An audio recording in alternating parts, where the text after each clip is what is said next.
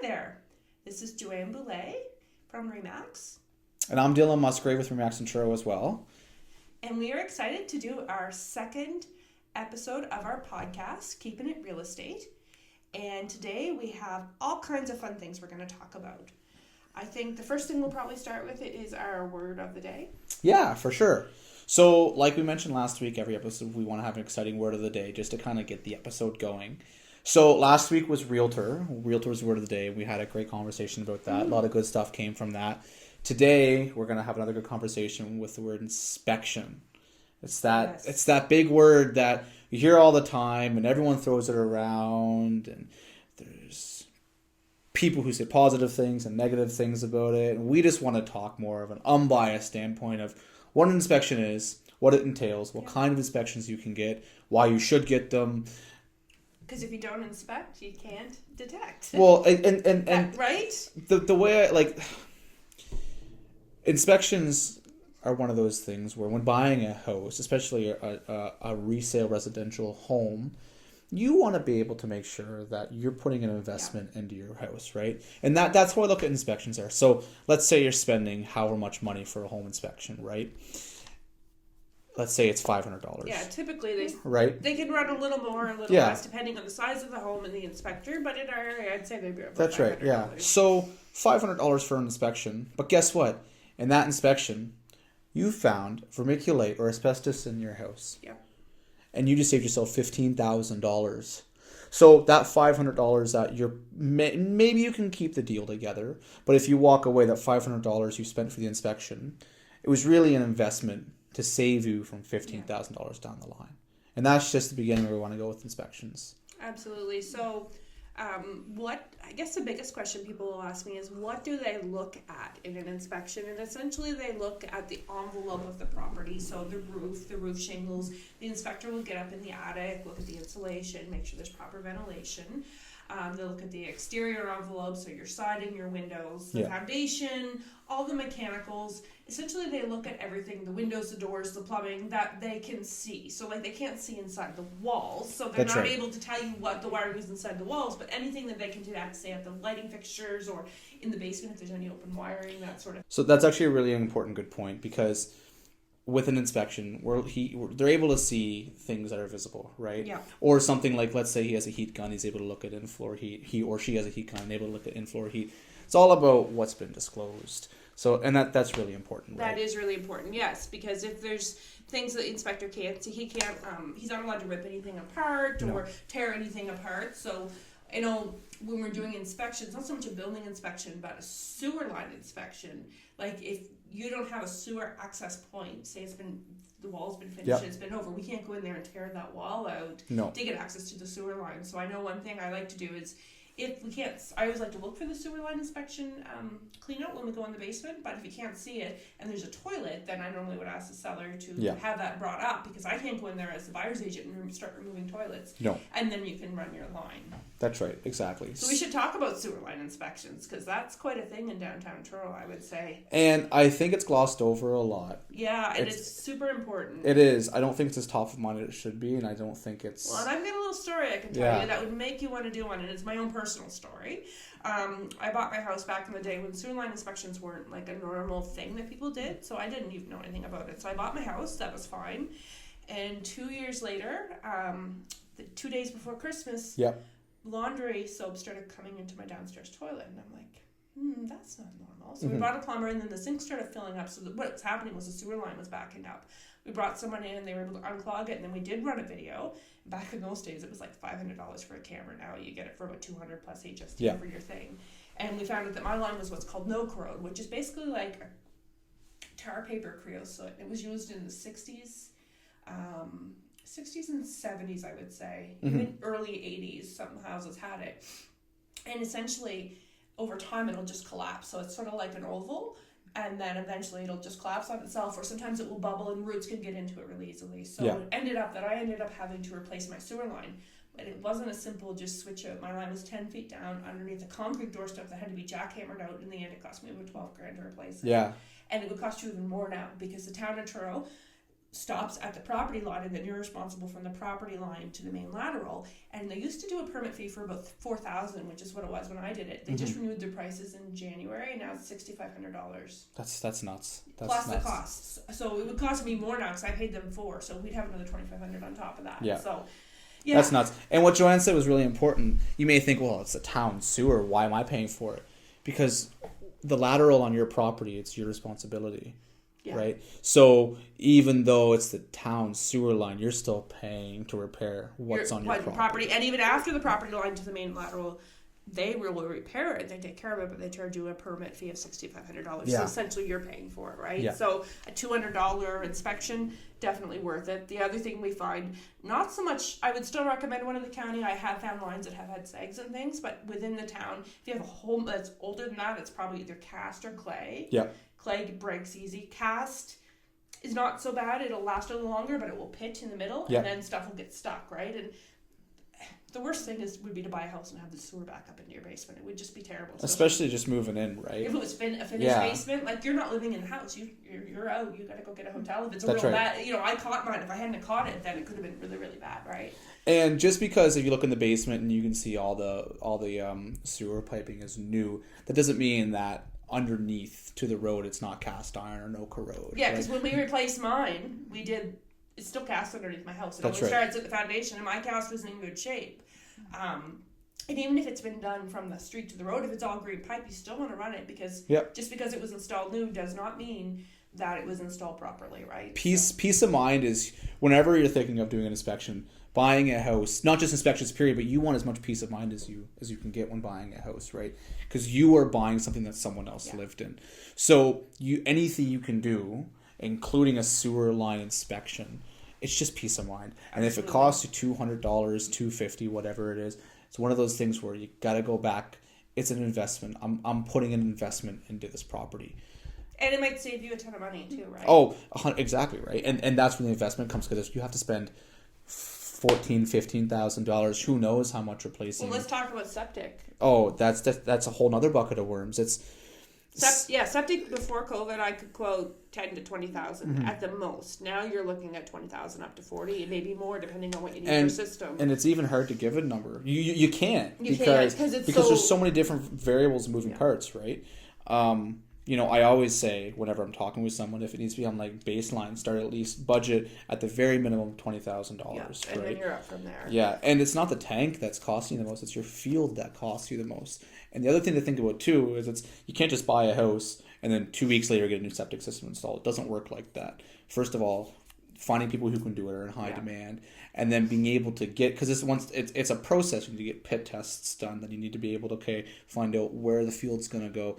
It's a whole process. You have to hire an engineer. It's a whole thing, and they tear up. I mean, field beds can be quite big. I've seen some smaller ones. Yeah. And of course, they're all different. It's all different types, and it's funny because sometimes people will say to me, "Oh, well, the tank's been pumped. It's probably okay." No.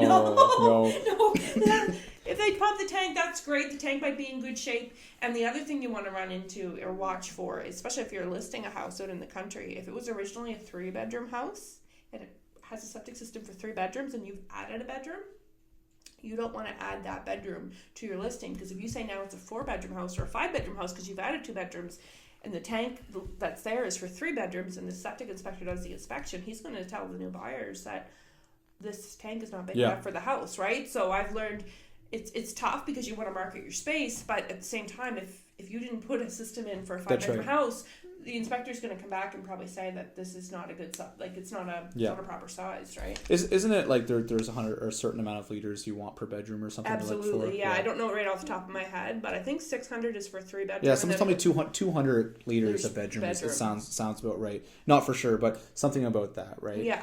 But septic systems are like, I'm always on the side of I think you should get a home inspection done. But if you don't, it's your decision. If you don't want one, that's perfectly fine.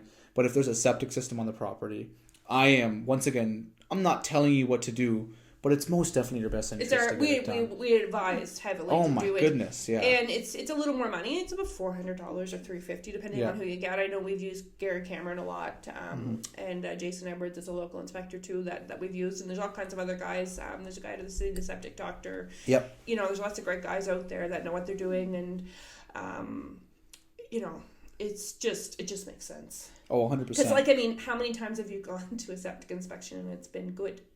Like, 100% good. Not very often unless it's a new house. And even if it's an older house, if it's, you know, they're not always up to today's code, but a lot of times the septic systems are gone. Like, there's not very many times you get one that's decent. Oh, exactly. And it's the mindset that if you spend the money to get it done, you're it's peace of mind, right? Yeah. And I don't know, maybe it's just a coincidence, but whenever a septic inspection isn't done, typically there's something wrong. Yeah.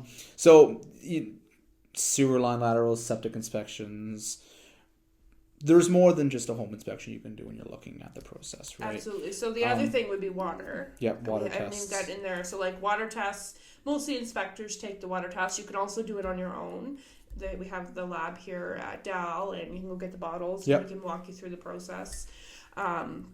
And then you also have water companies that will come up. There's not really anybody locally that's... Howell does a little bit of well flow tests, but there's lots of companies in the city that come up, and they'll do what's called the well flow, and they'll test the gallons per minute. They'll test the recovery rate and make sure it's good. Now, if it's a dug well, of course, you can't do one. And if it's a drilled well and the wellhead grade is not... what am I trying to say here?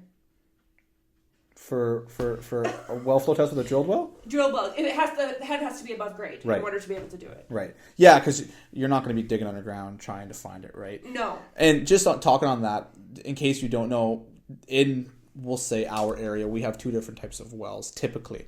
We have a drilled well, which in your common area like Babel Hill, Onslow, Brookfield, where you don't have municipal water, if the head is above ground, it's usually 18 inches to 2 feet above ground. It's just this little cylindrical thing. Usually it's a little rusted. Sometimes it's got a blue cap on.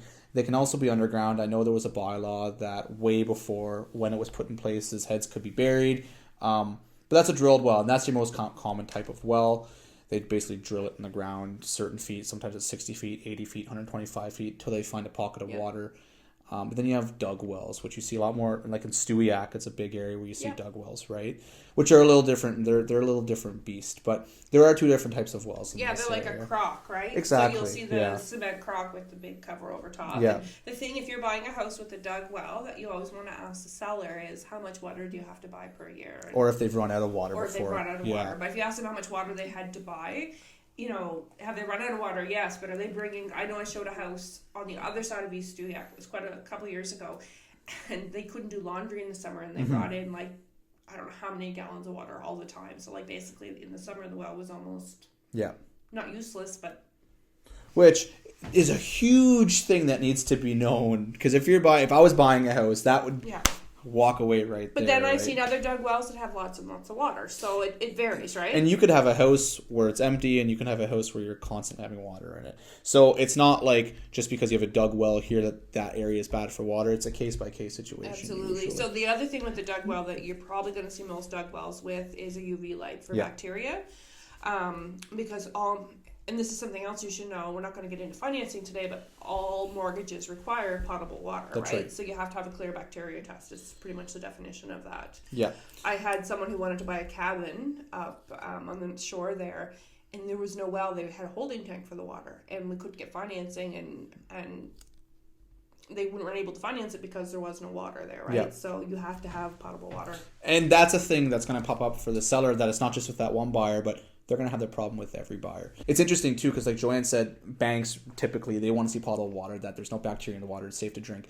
Banks are heavy on that, but what's even more heavy is CMHC, which is, once again, we're not going to get into that today, but a one step further past what your financial institution is. So you pretty much need a potable water test to be able to cross those two boundaries. We're talking about water tests, but okay, what's a water test? So we have three different tests you can take for water here in the Colchester area. You can test for bacteria and E. coli. So bacteria is coliform of the test, and E. coli is just E. coli, it's poop. And they do for that, they do for that, they don't give you the count. They just say whether it's present or absent. And of course, the word you want to see on your test is absent. That's right. And then minerals. So we test for minerals. And when I say minerals, it's a whole big list of things: zinc, magnesium, iron, calcium, hardness, nitrates. There's any kind of mineral you can think of, they're going to test for the counts of that as well. And then the last thing is arsenic and uranium. Now, thankfully, we don't have uranium in the Colchester area. We don't have to worry about that. But arsenic, we do. And the funny, or rather interesting about arsenic, it comes in pockets. It's not like you have one house with it and next door is okay. Sometimes it is. But a good example of Princeton Heights and Salmon River. A lot of the homes have arsenic. Not all of them. But no, but a lot of houses up there have arsenic.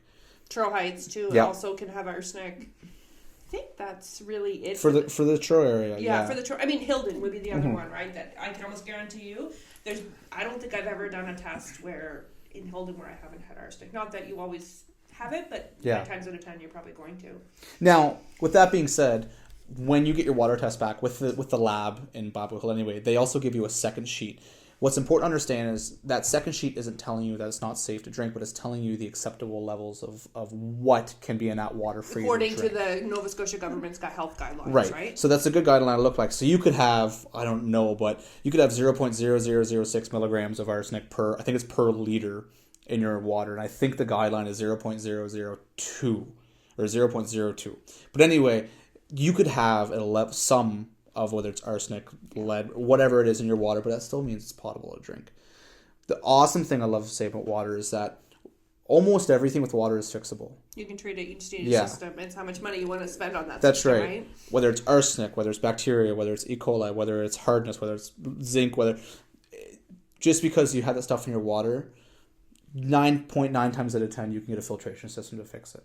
Like Joanne said, it depends how much money you want to spend. Okay, so one of the things that you can treat, a simple one to talk about, would be bacteria or E. coli. Usually a UV light fixes that. And I don't know what they're running now. I think probably $1,000 installed. About $1,100. Yeah, we Viral Water is a company that I have used in the past out of Halifax, and Jonathan is their guy, and he's usually pretty quick and right on the ball, and he's lovely to deal with. So if you need any water treatment systems, let me know, or let Dylan know, because we would have his name for you. Yeah, he's a great contact. He's reliable. He responds to you fast. He get the job done pretty quickly. He was in Toronto on vacation, and he answered my phone call. And the one thing that you like in this industry is someone who can answer you and get it done quick, because everything's so time sensitive. Well, especially with looking at inspection condition dates and whatnot. Yeah. Everything's so time sensitive, Absolutely. Right? And it's really important to have someone who's on the ball. And it's funny, like one night I called him, I was like, Jonathan, there's this in the water, this in the water, this in the water. What do you do? You could tell he was driving, and he was like, hold on a second. Okay, you need a UV light plus a filter. Yeah, and it was like off the ball, and it was like, great, thanks. Yeah, so absolutely. It's just his knowledge is there, which is fantastic. So water tests, I think for the cost of them, it's just over $200 for all three of them. For everything. Yeah. So to get all three of them, once again for peace of mind, you may as well. Yeah. Right. It's just, and then if there are issues, you can tackle them. Well, flow tests are a little more expensive. They're going to run you $400 to $500, and basically they're going to tell you what the flow rate is, so how much gallons per minute. They're also going to tell you how much water you can use, before the well's going to refill back up, and it'll also tell you if like say the well has collapsed, right? That would be good to know. And most times I haven't had many bad well flow tests. It's just once actually, and we ended up getting the sellers to drill a new well for those guys. A new well at the time was like $6,000, maybe more now. That was a good $500 spent, right? To know that the well was good. 100%. So we could time after time give example after example of why you should get inspections done. We haven't even really talked about building inspections a little bit, but there's all kinds of things that can come up. Like you mentioned testing vermiculite for asbestos, Kitec. Oh, that's the word I was thinking of in my head. Kitec is one of those things where it pops up, and it's funny because, especially in the Truro area, and I found this, subdivisions that were built by the same builders in the same time frame, all the houses, unless it's been removed by now, have used Kitec. Yeah, if they have oil hot water heating or in-floor heating, and I can look at the listing and go, okay, it was built between 1995 and 2008. Yeah. Okay, first thing I look at is, what is the heating? Okay.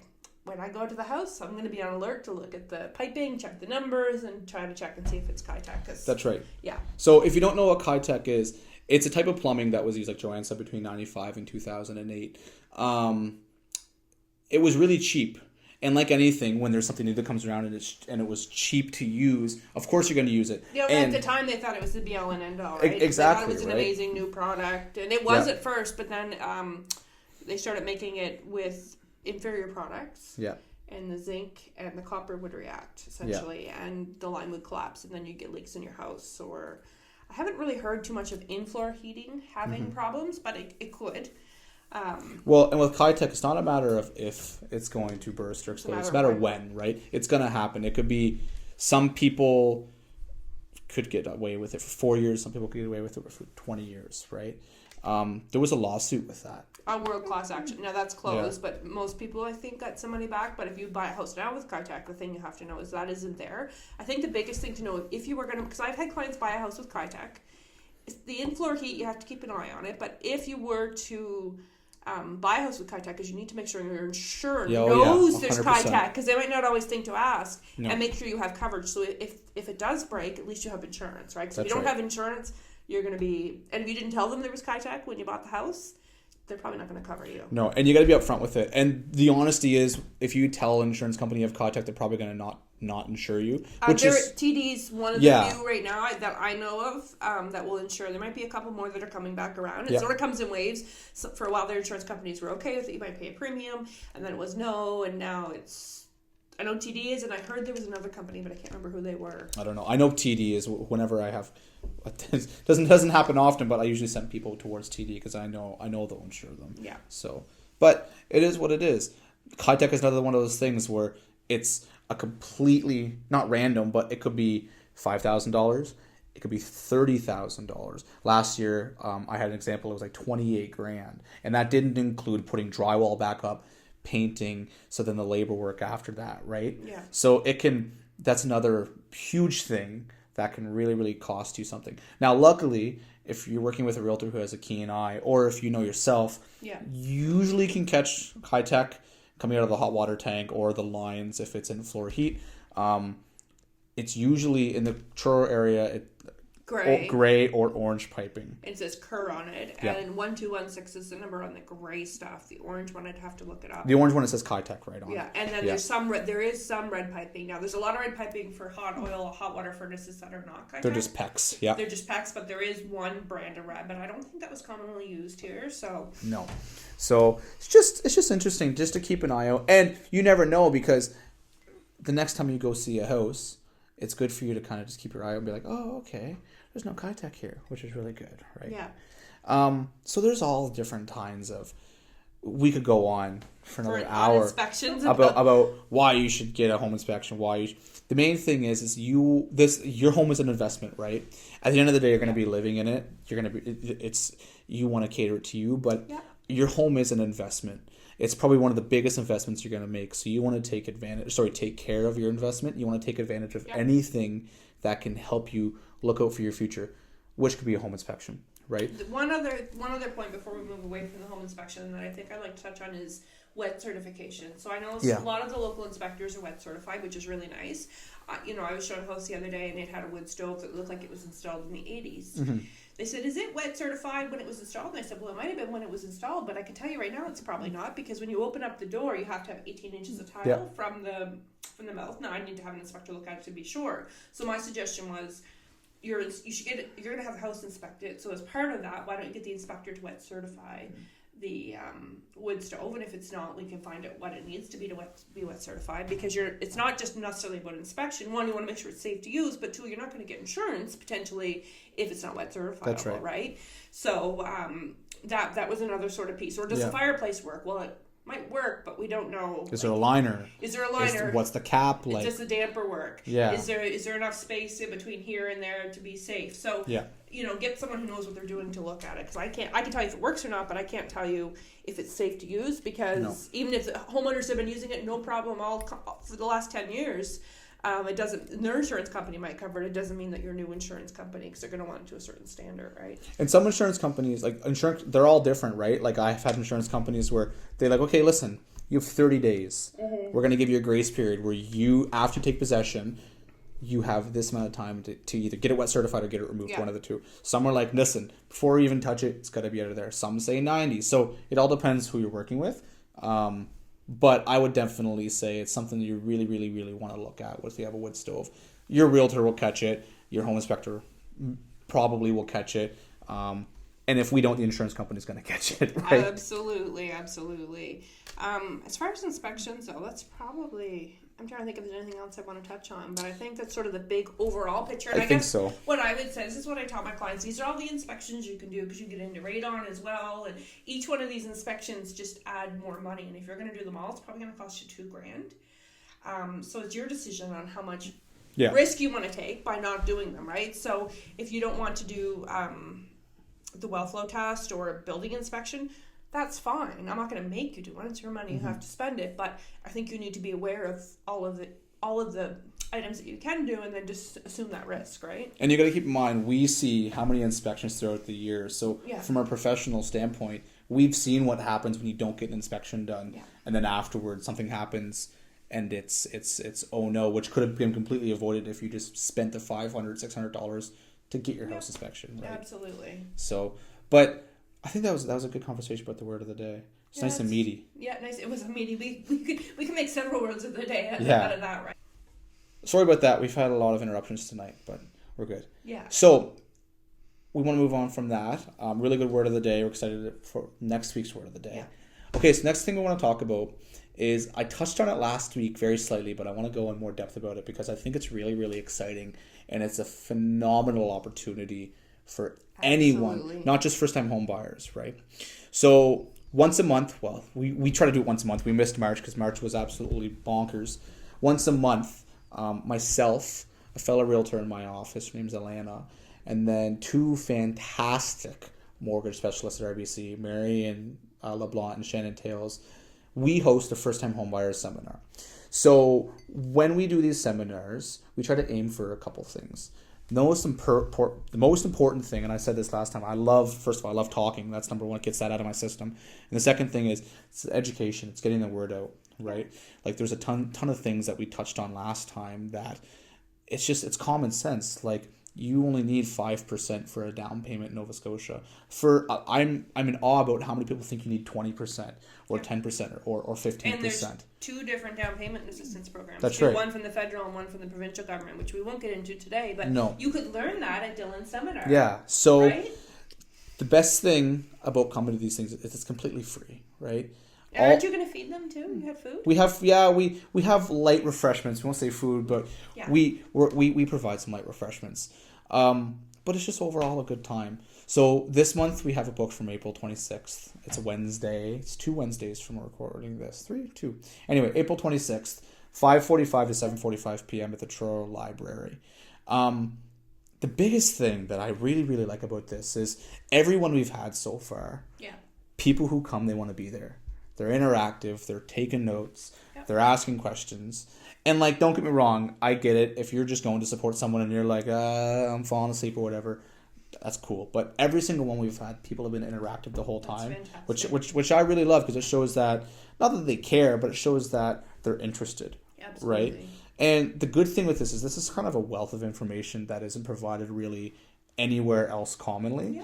And if you're able to come spend not an evening but a couple hours with us, and we're able to give you just the most beneficial, it's like the roadmap on how to buy your first home, essentially. Right? And the good thing is I talk a lot, so usually to get off track, and because the reality is we have 2 hours, and we have 2 hours for 2 presentations, right? Yep. So we really have an hour to fit in, okay, what is the process of buying a house? And even kind of less than that, because we want to leave some time at the end for questions, right?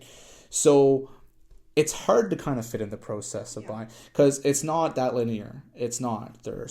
You have closing costs, you have agency in Nova Scotia, you have what are chattels, what's a deposit, like you have all these different things. What are conditions? These can all be words of the day too. Exactly. Right? So these seminars are meant to kind of open that door, set out the roadmap for the basic information, and then after that, if you're interested after that, have one-on-ones with you. Absolutely. Give us a call. How can we not necessarily explain more, but how can you work through the steps of the process? Because a lot of it too is learning as you go, because you can't take on everything all at once. Your brain wouldn't hold all of it, right? Especially, listen, real estate, and especially the mortgage side, it's complicated. Yeah. There's tons of complicated terms. There's tons like how everything works is complicated. Absolutely. It's not simple. But the best thing is, like I said, we have 4 phenomenal professionals there, and it's completely free. So probably going to touch on this next week and the week after that, just to give a reminder. But if you're interested, it's April 26th. It's a Wednesday from 5:45 to 7:45 p.m. Completely free. All you need to bring is yourself and some questions in your ears, and we'll provide everything else. So really excited about that. And we should note, too, that we're recording this a little earlier than we normally would. We're recording it on Wednesday, only because we have the home show this weekend, and we're going to be at the home show all weekend. So we didn't want to skip a week. We just thought, you know what? Let's get the information out there, get it recorded, and then we'll drop it on Sunday, and away we go. And we're really excited about that. So next week we'll touch base a lot of that. How the home show was. But we are really excited to go to the home show. I know we have a big group of agents going to help set up tomorrow, and it'll be a lot of fun, I think. I think so. It's crazy to think it's already been a year since the last home show. Longer than that, actually, right? Because last year's home show, was it? No, the last year's home show was at the end of the month. So okay, we had so a couple more weeks. But I prefer it a little earlier. I think it's better a little earlier in the year, because if people want to start planning renovations, this is a good time to do that, right? So the other thing that's coming up next week is my election. Well, it's not my election. The election for the Nova Scotia Real Estate Commission for a seat on the board for 3 years. And if you're an industry member or you know an industry member, you should shake their little tree to vote for me. The email for voting is going to come in on Tuesday, April the 18th at 9 a.m. And then the polls will close Thursday at 4 p.m. on the 20th. And only industry members can vote. And I'm running against 2 other gentlemen, one from HRM and the other one from East Hants. So I'm really excited about that. So if you're an industry member, not realtor, industry member who has a license to trade real estate in Nova Scotia, you need to vote. You got to vote. Because usually these have low turnouts, but I think it's really important to have a say on what happens on the Real Estate Commission. And if you know me, if I have something to say, I will normally say it. So I'm going to listen to what you have to say and try to make change for the better for everybody. So I don't want to use the word politics, but this essentially in some kind of way is politics. Politics always have a low turnout rate when it comes to voting, but this is your industry, right? Absolutely. If you want things changed, what's better than having a representative in our area who can speak on your behalf, right? Or even if you're in New Glasgow, even that's our area technically, but it's in the northern region. That's right. It would be great to have, I think, to have a voice on there. And most of the industry members in our area know me. I've been in the industry for 18 years, so you know. I pride myself on working with my colleagues and having great relationships, not just with my clients, but with my fellow coworkers, not even the ones from Remax, but the ones from the other brokerages, because I see us as all colleagues, not competitors, right, at the end of the day. It's funny, I watched something on Instagram the other day from a realtor, and they were saying, and it's not that I never thought of this, but it's super important. Relationships are really key in this industry, like with your clients, obviously. I would be daring to say just as important relationships with your fellow realtors line up in that same spot. Fellow realtors and also inspectors and tradespeople. Like people in your industry has to work.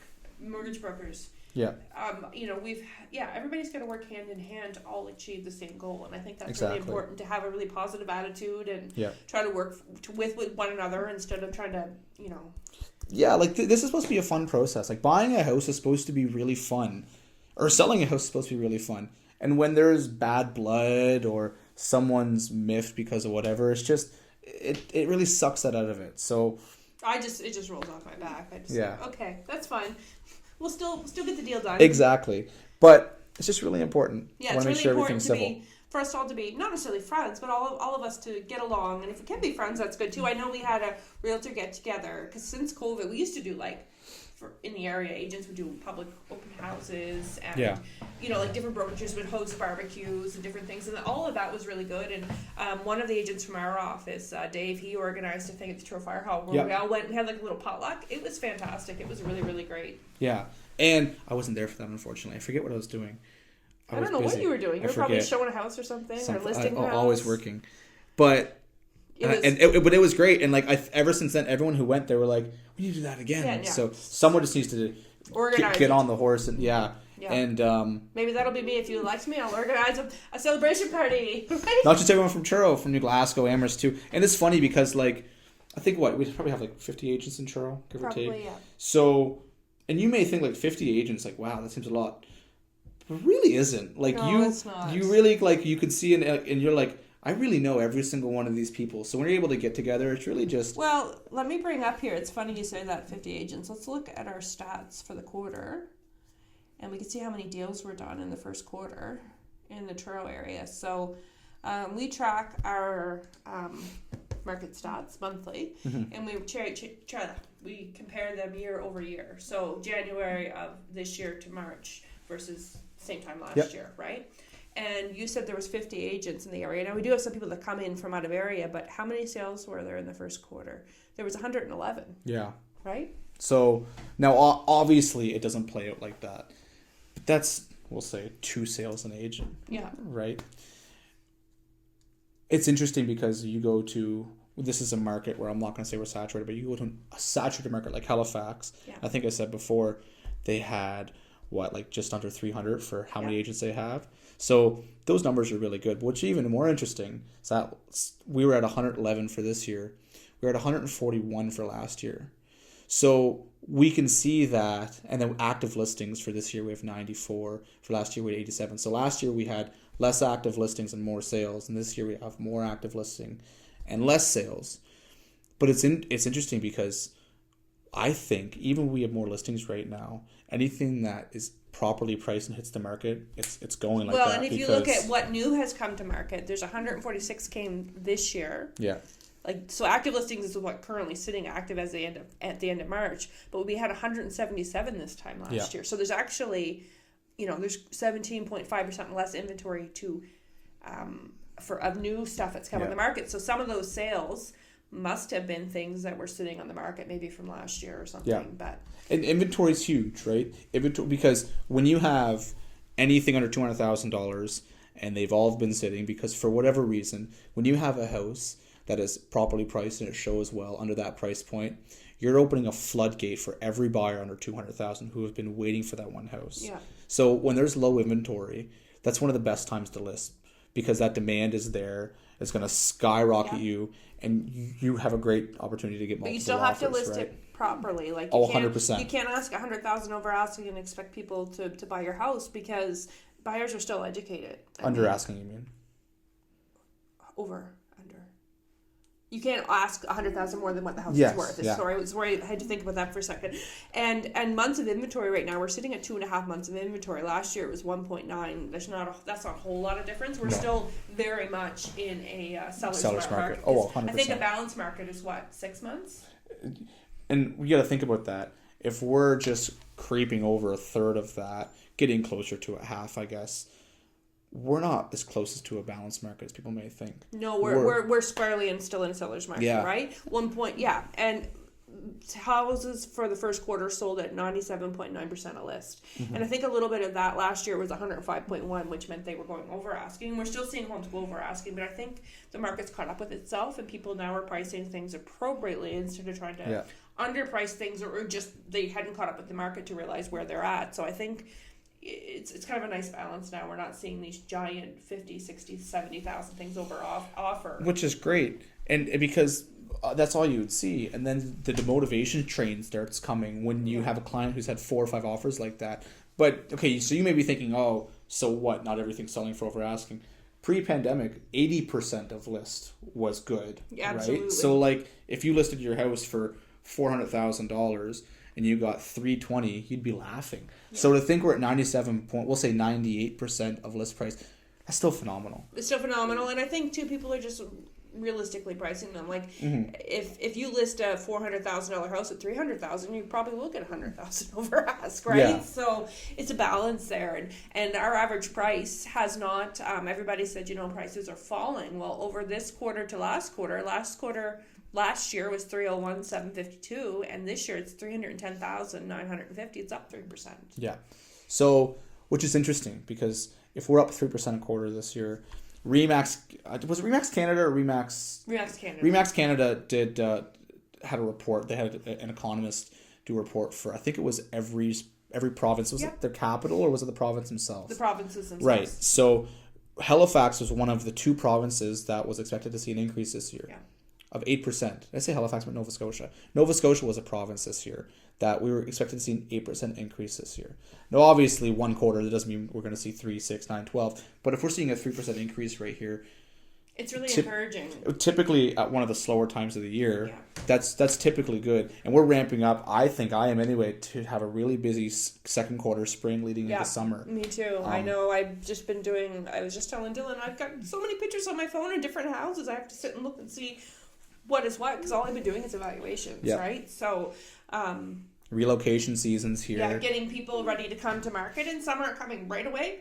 But I know in my pipeline, I've probably got 5 houses that are just waiting to finish up a couple things, and then they'll be to market. So if I'm doing that, you're probably doing that. Everybody's doing that, right? So, yeah, I think it's good. I think it's going to be a good year, and I think it's good for buyers too, because we're not seeing 15 offers, and you're not feeling, if you have to pay asking, it doesn't feel so bad as if you're paying 20 or 30,000 over ask, right? And you have a chance to get an offer accepted. You might be competing against one other person versus. And it's funny because last year you'd make an offer on a house with 20 offers, it went 100,000 over asking. You're like, oh, but now, like you said, maybe 25. So it feels a lot more realistic, right? Yeah, absolutely. Excuse me. I don't know if you saw this.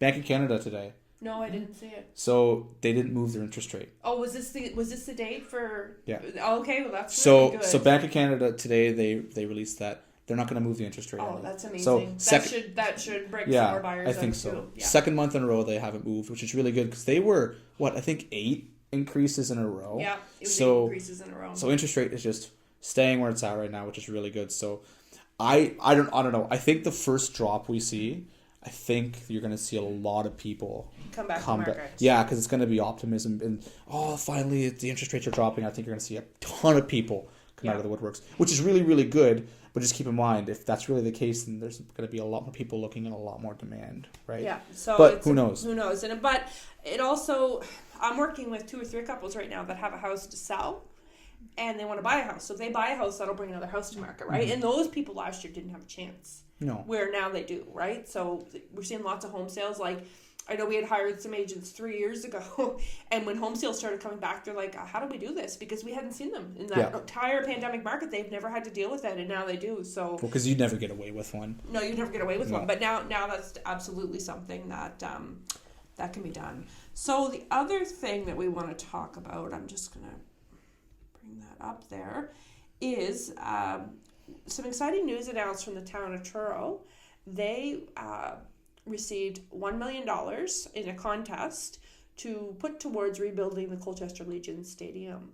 And that's really exciting because when Fiona came through, it absolutely tore it apart, and the roof was leaking, and it was probably kind of due for an overhaul anyways, I would think, because that stadium's been around a long time.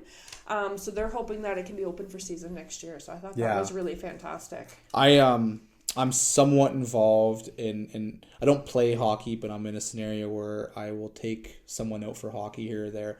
And I know having that not available this season was extremely chaotic for the hockey season for kids. Just utter chaos. Yeah. Because there's a huge, they cut the rink in half, right? So there's a huge just subsection of people not able to play. So they go to East Hants, Tatamagouche, I think, a bit. So and you've been kind of driving all over the place with your friend, right?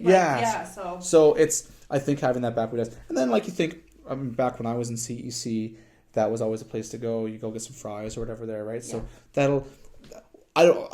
I thought it was gonna be torn down after seeing what happened to Fiona. I was like, there's no way that we're going to be able to recoup this, and they're going to tear it down, and whatever's going to happen. But I'm glad. This contest, and it's nice that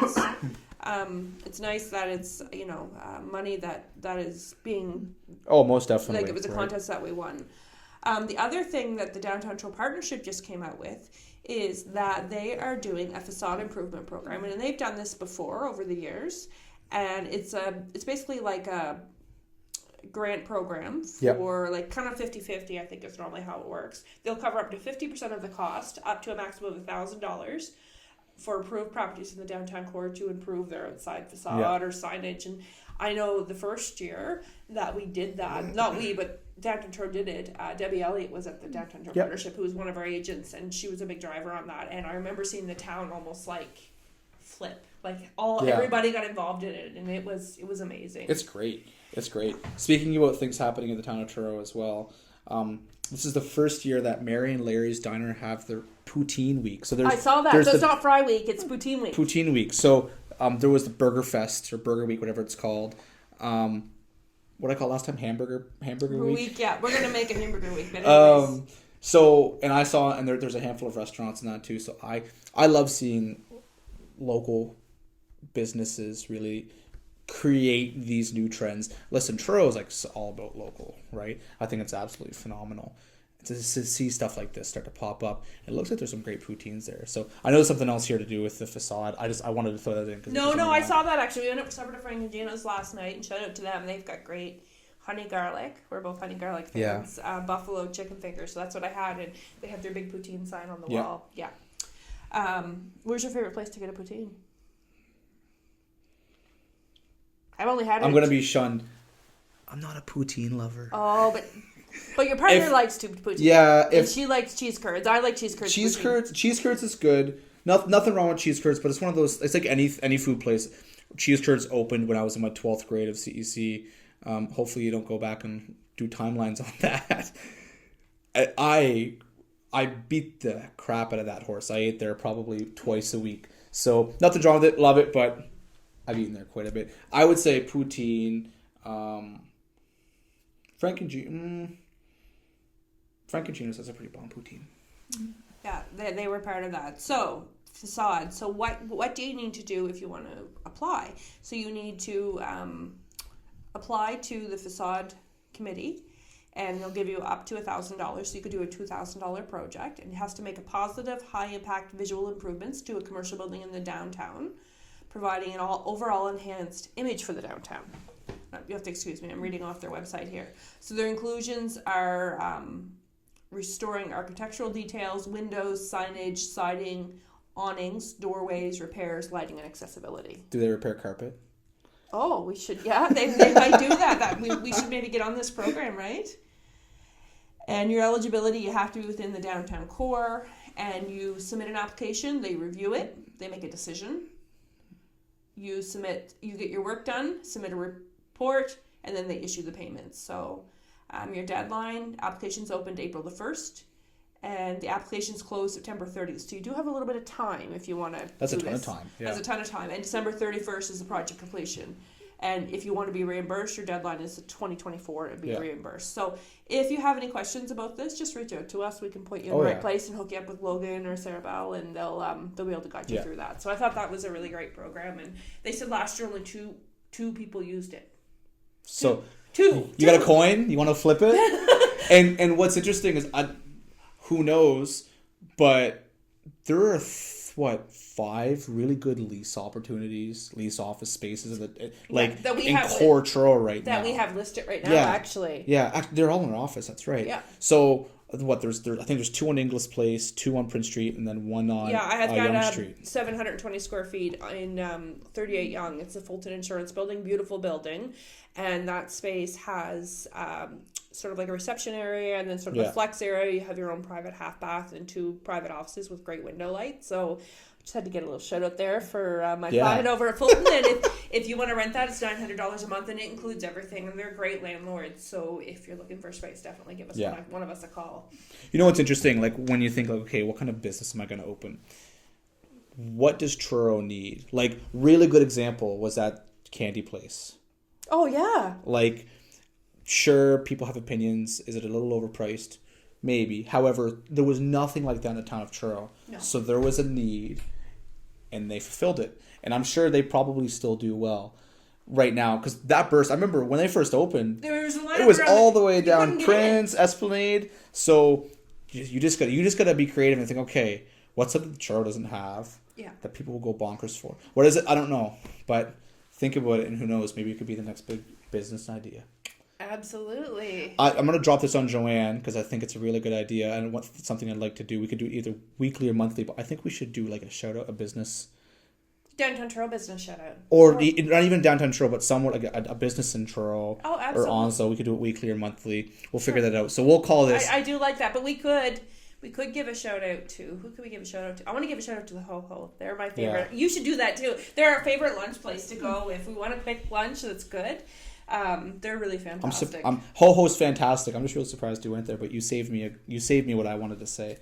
Cafe 311. Oh yes, they're amazing too. On the Highway 311, it's absolutely phenomenal. You know, there's not many places that I'm able to just go take my laptop. Conveniently, it's 30 seconds away from my house, but that's irrelevant. I can go take my laptop and just work. The coffee's fantastic. It's real espresso. It's made right in front of you.